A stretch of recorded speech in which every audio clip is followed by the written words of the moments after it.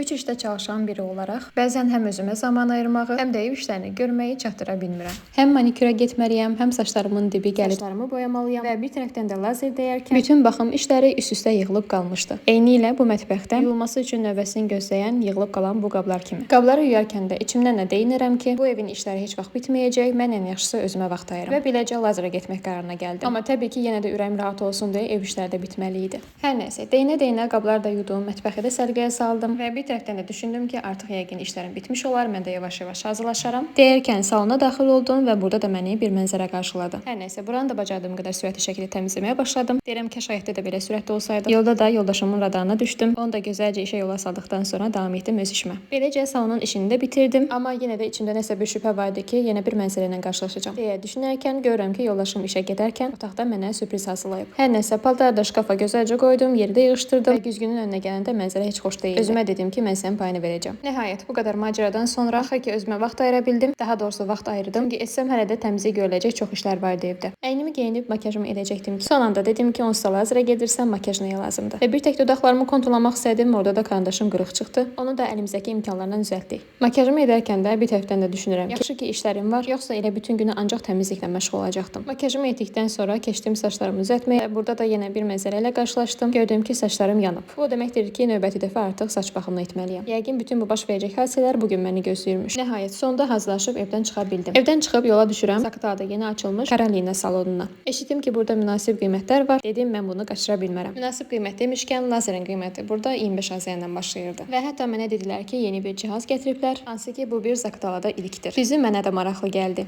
Cihazın özəlliyi nədir deyə soruşsaz, bu cihaz prosedur üçün ən uyğun tənzimləmələri avtomatik olaraq təyin edir və bu analiz süni intellekt texnologiyasına əsaslanır. Və bunda qeyd edim ki, cihazın xüsusi dəri və tük analizatoru da var. Hətta 2 dəqiqədə belə 18 dərəcə soyumanı belə təmin edə bilir. Düzü həyatda çox keşməkeşli bir dövrdən keçməyimə baxmayaraq, ağrıya qarşı o qədər də dözümüm yoxdur. Elə bu prosedurun ağrısız və komfortlu olması da məni bu tərəfdən sevindirdi. Bunu da qeyd edim ki, bu salon daxilində lazerdən əlavə olaraq həm arıqlama üçün masaj xidməti, həm də digər salon xidmətləri də mövcuddur. Bu vloqa hər nə qədər kinayəli bir yumor ilə başlasam belə, sizə sadəcə bunu deyə bilərəm ki, işlərimiz heç vaxt bitməyəcək. Elə ona görə də tövsiyəm odur ki, öncəliklə özünüzə zaman ayırmağa çalışın. Mən isə indi növbədə saç baxımı edəcəm. Elə isə növbəti vloqlarda görüşənədək.